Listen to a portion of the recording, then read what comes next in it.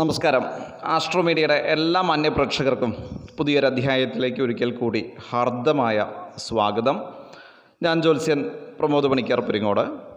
ഇന്നത്തെ അധ്യായത്തിൽ വളരെ സുപ്രധാനമായിട്ടുള്ള ഒരു കാര്യമാണ് പ്രേക്ഷകരുമായിട്ട് നമുക്ക് പങ്കുവയ്ക്കാനുള്ളത്. ദാമ്പത്യ ജീവിതവും ജാതകത്തിലെ ശുക്രൻ്റെ സ്ഥിതിയും. നമ്മൾ ഈ ദാമ്പത്യ ജീവിതം പൊതുവേ നോക്കുന്നത് ഏഴാം ഭാവം കൊണ്ടും ഏഴാം ഭാവാധിപതിയെ കൊണ്ടും ഏഴാം ഭാവത്തിൻ്റെ അംശകാധിപതിയെ കൊണ്ടും ശുക്രനെ കൊണ്ടും ശുക്രൻ നിൽക്കുന്ന രാശിയുടെ അധിപതിയെ കൊണ്ടും അതിൻ്റെ നവാംശകാധിപതിയെ കൊണ്ടും ഈ ഗ്രഹങ്ങളിലൊക്കെ അഷ്ടവർഗ ബലത്തെ കൊണ്ടൊക്കെയാണ്.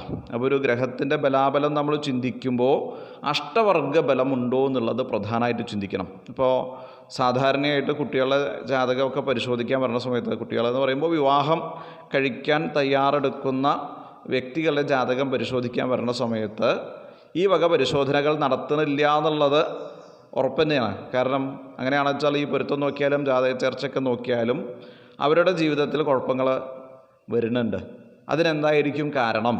അതാണ് നമ്മൾ അന്വേഷിക്കേണ്ടത്. ഈ പൊരുത്തത്തിൻ്റെ ബലമുണ്ട്, ജാതക ചേർച്ചയുണ്ട്, പക്ഷേ ഇവർ തമ്മിൽ യാതൊരു തരത്തിലുള്ള യോജിപ്പുകളും നടക്കുന്നില്ല. അതിൻ്റെ കാരണം നമ്മൾ അന്വേഷിക്കണം.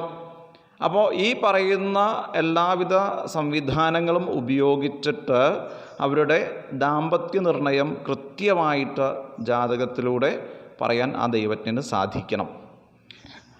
അപ്പോൾ നമ്മളുടെ ഇവിടുത്തെ വിഷയം എന്ന് പറയുന്നത് ദാമ്പത്യ ജീവിതവും ജാതകത്തിൽ ശുക്രൻ്റെ സ്ഥിതിയും. എല്ലാ വിഷയങ്ങളും കൂടി കൂട്ടിക്കുഴച്ച് നമുക്കൊരു കാര്യം സബ്മിറ്റ് ചെയ്യാൻ ഈ ഒരു ചുരുങ്ങിയ സമയത്തിനുള്ളിൽ സാധിക്കില്ല. അത് ബൃഹത്തായിട്ടുള്ള വിഷയമാണ്.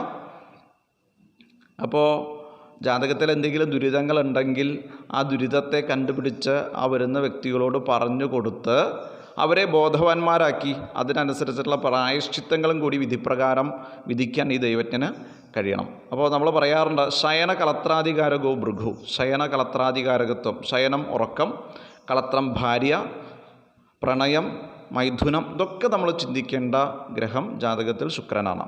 അപ്പോൾ ശുക്രൻ്റെ സ്ഥിതിവിശേഷം നോക്കി ഇയാളുടെ വിവാഹം വൈകിട്ട് നടക്കുമോ വേഗം നടക്കുമോ, ഇയാളുടെ ഭാര്യ എങ്ങനെയായിരിക്കും, ഭാര്യയുടെ സ്വഭാവം എന്തായിരിക്കും, എന്തെങ്കിലും തരത്തിലായ ദാമ്പത്യ രോഗങ്ങളുണ്ടോ, ഇയാളുടെ ഭാര്യ പ്രസവിക്കില്ലേ, അല്ലെങ്കിൽ ഈ വ്യക്തിക്ക് തന്നെ കുഞ്ഞുങ്ങളുണ്ടാവില്ലേ, ഉണ്ടായ കുഞ്ഞുങ്ങളുടെ ദീർഘായുസ് എങ്ങനെയാണ്, അല്പായുസ് ഉണ്ടാവുമോ, ഗർഭച്യുതി സംഭവിക്കുമോ, ഇതൊക്കെ നമുക്ക് ഇതിലൂടെ പരിശോധിക്കണം. കാരണം ഇതിനൊക്കെ വേണ്ടിയിട്ട് ആളുകൾ ധാരാളം പണം മുടക്കുന്ന ഒരു കാലഘട്ടമാണ്. ഒരു കുഞ്ഞുണ്ടാവാൻ വേണ്ടിയിട്ട് IVF സെൻറ്ററുകൾ കയറി ഇറങ്ങുന്ന ആൾക്കാർ ധാരാളമുണ്ട്.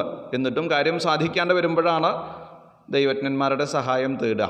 അത് ഇന്നലെ വരെ ഒരാൾ പറയണ്ടേ. കാരണം ആദ്യം നമ്മൾ ഡോക്ടറിനെയാണല്ലോ കാണേണ്ടത്. ശരിയാണ്, നമുക്ക് എന്തെങ്കിലും അസുഖം വന്നാൽ ആദ്യം ഡോക്ടറിനെയാണ് കാണേണ്ടത്. അപ്പോൾ ഈ ഡോക്ടറെ കാണുന്നതിന് മുൻപ് പൊരുത്തം നോക്കാൻ ദൈവജ്ഞനെ കാണാൻ വരും. അപ്പോൾ അത് ഈ ദൈവജ്ഞനൊരു നല്ലൊരു ചാൻസാണ്. അപ്പോൾ ആ വ്യക്തികളുടെ ജാതകത്തിലൂടെ സന്താനഭാവങ്ങളടക്കം വിശദമായി ചിന്തിച്ച് അതിനനുസൃതമായിട്ടുള്ള പരിഹാരങ്ങൾ പറഞ്ഞു കൊടുക്കണം. അല്ലെങ്കിൽ ക്ഷേത്രദർശനമോ അല്ലെങ്കിൽ വാരവ്രതമോ അല്ലെങ്കിൽ അവനവൻ അനുഷ്ഠിക്കേണ്ട മറ്റെന്തെങ്കിലും കാര്യങ്ങളുണ്ടോ എന്നുള്ളത് കൃത്യമായി പറഞ്ഞു കൊടുക്കണം. അപ്പോൾ നമ്മൾ ഈ ശുക്രൻ്റെ സ്ഥിതി മാത്രമല്ല ഇവിടെ ആസ്പദം. ശുക്രൻ്റെ അഷ്ടവർഗ ബിന്ദുബലം, ശുക്രനെ മറ്റ് ഗ്രഹങ്ങൾ നോക്കുന്ന സ്ഥിതിവിശേഷങ്ങൾ, അതൊക്കെ നമുക്കിവിടെ പരിഗണിക്കേണ്ടതാണ്. അപ്പോൾ ജ്യോതിഷത്തിന് അതിൻ്റേതായ ചില ഭാഷകളുണ്ട്. അപ്പോൾ ഞാനത് ചിലപ്പോൾ പറയേണ്ടി വരും. കാരണം ഇപ്പോൾ നമ്മൾ കേന്ദ്രഭാവം എന്ന് പറഞ്ഞു കഴിഞ്ഞാൽ ലഗ്നം തൊട്ട് അതിൻ്റെ 4, 7, 10 ഭാവങ്ങളെയാണ് നമ്മൾ കേന്ദ്രഭാവങ്ങളെന്ന് പറയാം. കാരണം നമ്മൾ ആസ്ട്രോമീഡിയയിൽ മുൻപ് പറഞ്ഞിട്ടുണ്ട്, ഒരുപാട് വീഡിയോകൾ 350-ലധികം വീഡിയോകൾ നമ്മൾ നിർമ്മിച്ചിട്ടുണ്ട്. അതിലൊക്കെ ഇത് പറഞ്ഞിട്ടുണ്ട്. പിന്നെ ആവർത്തിച്ച് പറയാമെന്നുള്ളത് ആവർത്തന വിരസത ഉണ്ടാക്കുന്ന ഒരു കാര്യമായതുകൊണ്ട് നമ്മൾ പറയണില്ല. എന്നിരുന്നാലും കേന്ദ്രഭാവം, ത്രികോണഭാവം ഇതൊക്കെ നമ്മൾ മനസ്സിലാക്കണം. ലഗ്നത്തിൽ നിന്നും 5, 9 ഭാവങ്ങൾക്കാണ് നമ്മൾ ത്രികോണഭാവം എന്ന് പറയാം. അപ്പോൾ ഇവിടെ ആദ്യം ഞാൻ നോട്ട് ചെയ്ത് വെച്ചൊരു വിഷയം എന്താണെന്ന് വെച്ചാൽ, ലഗ്നത്തിൻ്റെ കേന്ദ്രഭാവങ്ങളിലോ ത്രികോണഭാവങ്ങളിലോ അധികം ബിന്ദുക്കളോട് കൂടി നിൽക്കുന്ന ശുക്രന് ചൊവ്വയുടെ ദൃഷ്ടി ഇല്ലാതെ ഇരുന്നാൽ അയാൾക്ക് വേഗം വിവാഹം നടക്കും എന്നുള്ളതാണ്. അപ്പോൾ ഈ ചൊവ്വയുടെ ദൃഷ്ടി എന്ന് പറയുമ്പോൾ വിശേഷ ദൃഷ്ടി കൂടി നമ്മൾ പരിഗണിക്കണം. ചൊവ്വയ്ക്ക് 7-ലേക്കുള്ള ദൃഷ്ടിയുണ്ട്, 4-ലേക്കുള്ള ദൃഷ്ടിയുണ്ട്, 8-ലേക്കുള്ള ദൃഷ്ടിയുണ്ട്. അപ്പോൾ ലഗ്നത്തിൻ്റെ 4, 7, 10, 5, 9 ഭാവങ്ങളിലോ അധികം ബിന്ദുക്കളോട് കൂടി നിൽക്കുന്ന, അതായത് മാക്സിമം 8 ബിന്ദുക്കളാണ് അഷ്ടവർഗത്തിൽ ഉണ്ടാവുക.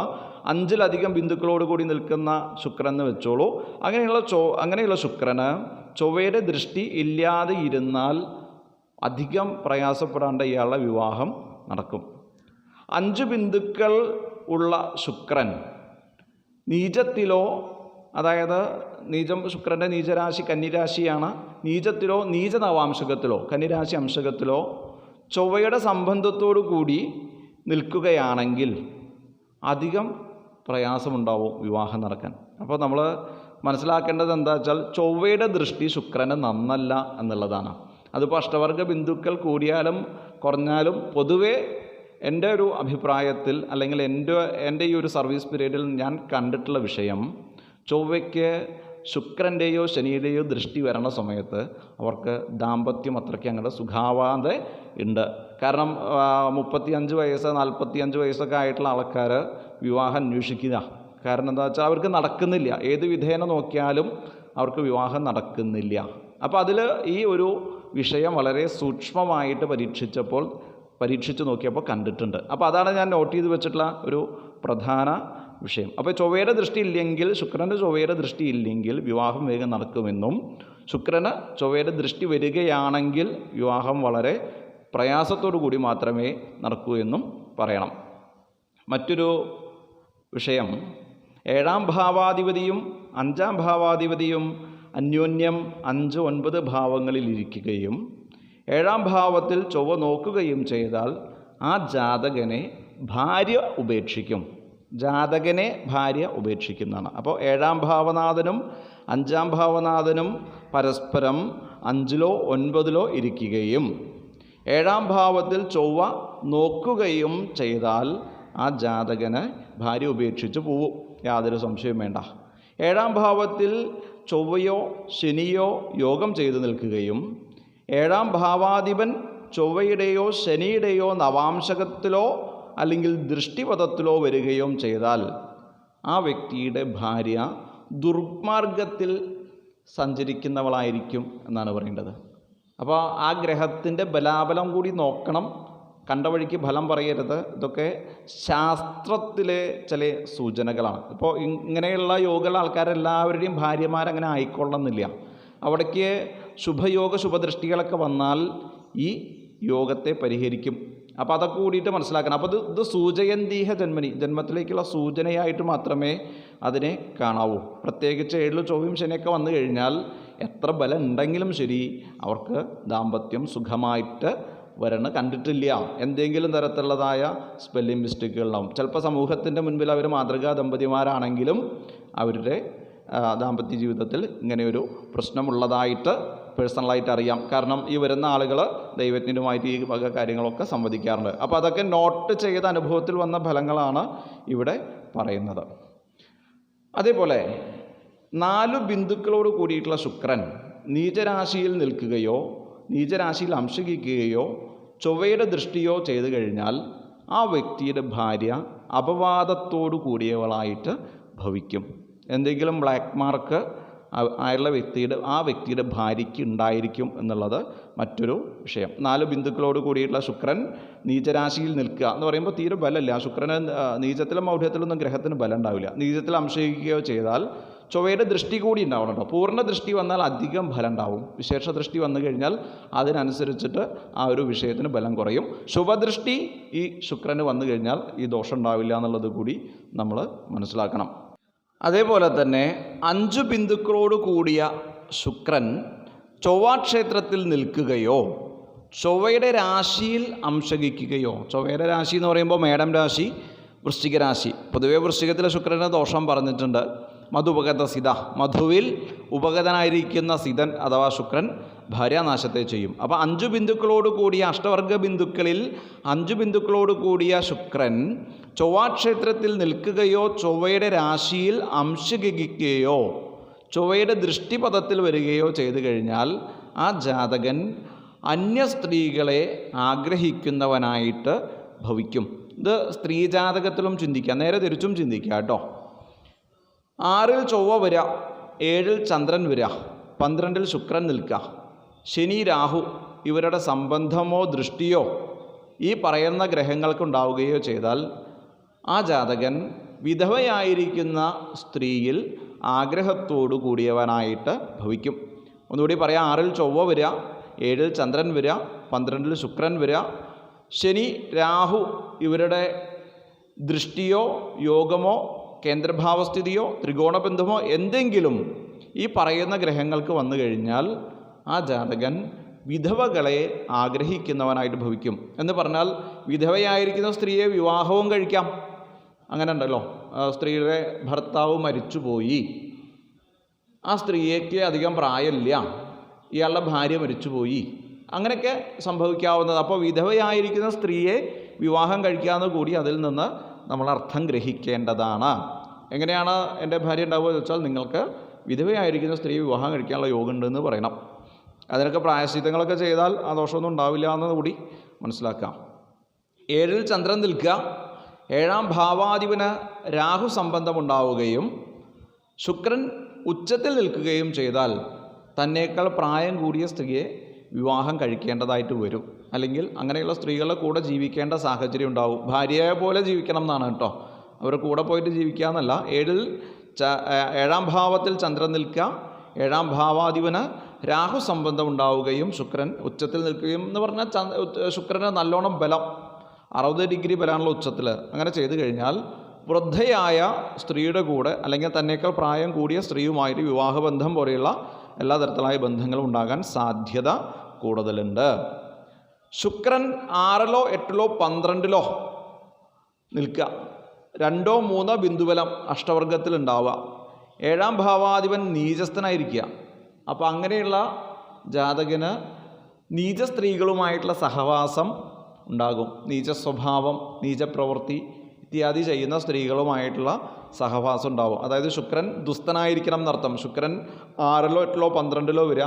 7-ാം ഭാവത്തിൽ ശുക്രൻ നന്നല്ല കാരകവും ഭാവനാശായം. 7-ൽ ശുക്രൻ നിന്ന് കഴിഞ്ഞാൽ കാരകഗ്രഹം ആയതുകൊണ്ട് ആ ഭാവത്തെ ദുഷിപ്പിക്കും.